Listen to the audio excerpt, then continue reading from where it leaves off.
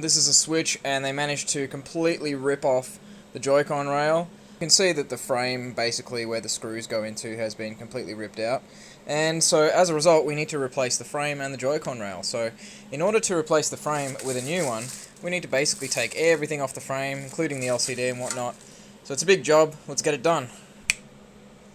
Alright, so we're down this far, and now we've basically got to change that frame to this frame. And in order to do that, we've got to take the LCD off, which is on the other side, take the battery out. Alright, we've got to heat this up so we can get the digitizer removed and ultimately the LCD as well.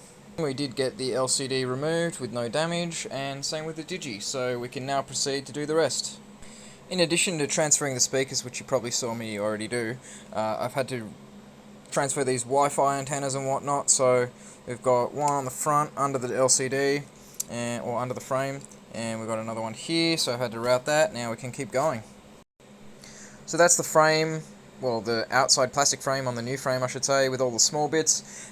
Before proceeding any further, I'm just going to focus on removing the old battery, and for that I just pump in a bunch of isopropyl alcohol underneath the battery, and then just slowly work it up until it breaks free. So I'm going to do that now. So I've doused that in isopropyl alcohol, and what I do is come under this section here with just a pry stick, go slowly and gently try to push it in a little bit further, making sure you're careful about it, and it'll basically separate the battery.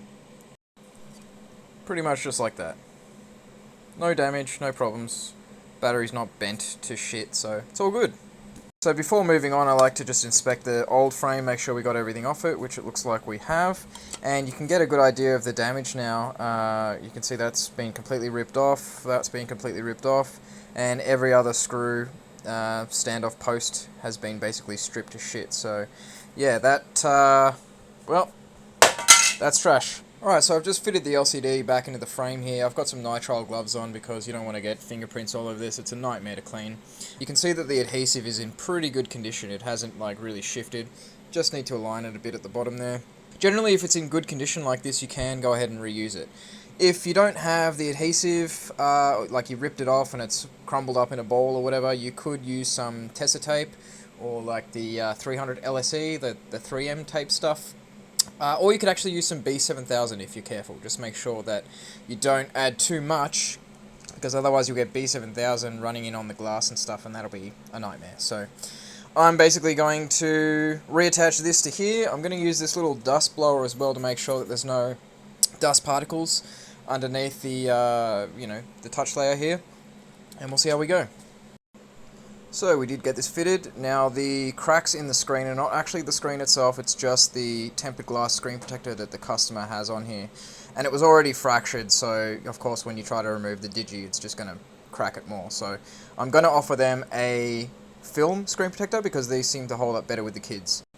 Alright, so I'm fitting this new Joy-Con rail, and of course all the screws were missing because the whole thing got ripped off. So I've got a whole bunch of assorted new screws here. I'm going to whack them on. Beautiful. Alright, we're almost there. We'll just give this old crusty thermal paste a bit of a clean. Alright, that's nice and clean. Now we can add a nice little dollop of fresh thermal paste there. Don't need to get too carried away. Something like a nice little P in the center. And I apply a nice little bead at the top. Just made sure I got all the screws in, so there was a couple that I hadn't put in, so that's all good now. So now we are ready to just basically fit the battery in here, and we'll make sure that it turns on. Alright, so battery is in, it's also plugged in, and yeah, you really don't need to replace the adhesive on the battery, like, there's plenty there. So let's go ahead and turn this thing on if I can get it the right way around, and make sure that we haven't broken anything. So it should have a bit of charge, there we go. Beautiful.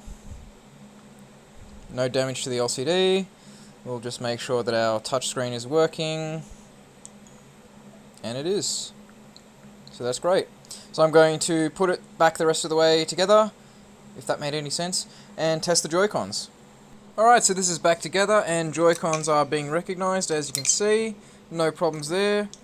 Everything is working. I have to test the game card, but I'm sure that it'll work. And, well, I guess the only thing to say is if you need a Nintendo Switch fixed, techbuddy.net.au.